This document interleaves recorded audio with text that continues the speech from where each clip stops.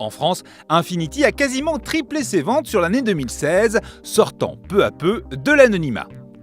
Cette belle performance, la branche premium de Nissan la doit essentiellement à l'arrivée de la compacte Q30 et de son pendant crossover, le QX30.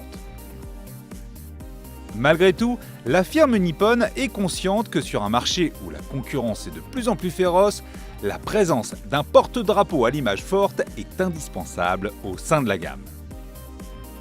Cela tombe bien car avec son design atypique et sa silhouette mêlant agressivité et élégance, le coupé Q60 ne manque pas de faire tourner les têtes, se démarquant nettement de ses concurrents allemands plus classiques. À l'intérieur en revanche, si le dessin de la planche de bord fait preuve d'originalité, notamment avec les deux écrans tactiles superposés, l'ambiance demeure toutefois assez austère. Malgré tout, la présentation globale et la qualité d'exécution restent d'un bon niveau. Sous le capot également, cet audacieux coupé innove et se dote d'un nouveau V6 3 litres biturbo fort de 405 chevaux.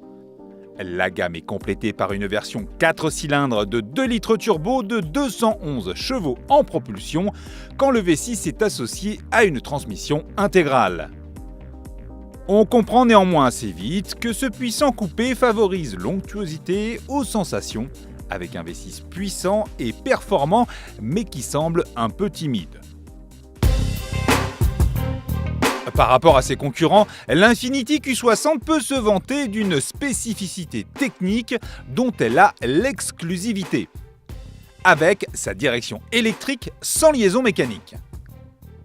Bien que très évolué, ce système offre un feeling assez artificiel, donnant régulièrement au conducteur la sensation d'être déconnecté de la route. Ce phénomène est de plus amplifié par les routes glissantes de notre essai qui obligent la transmission intégrale à renvoyer régulièrement du couple sur les roues avant. Le ressenti de cette direction nous a d'ailleurs paru moins déroutant sur la version 2 litres qui demeure une simple propulsion.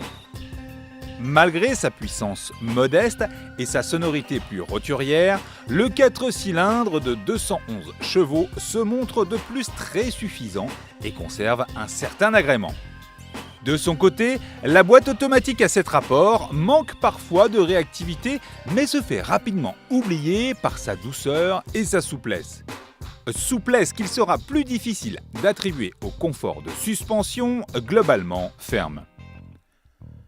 Au final, si l'Infiniti Q60 peut surprendre, voire se montrer légèrement déroutante par certains aspects, elle demeure une auto assez attachante par son style singulier et son côté différenciant.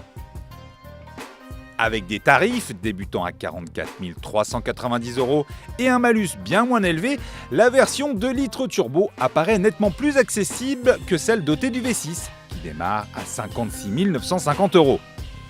Malgré tout, elle ne se révèle pas forcément moins chère que ses concurrentes allemandes.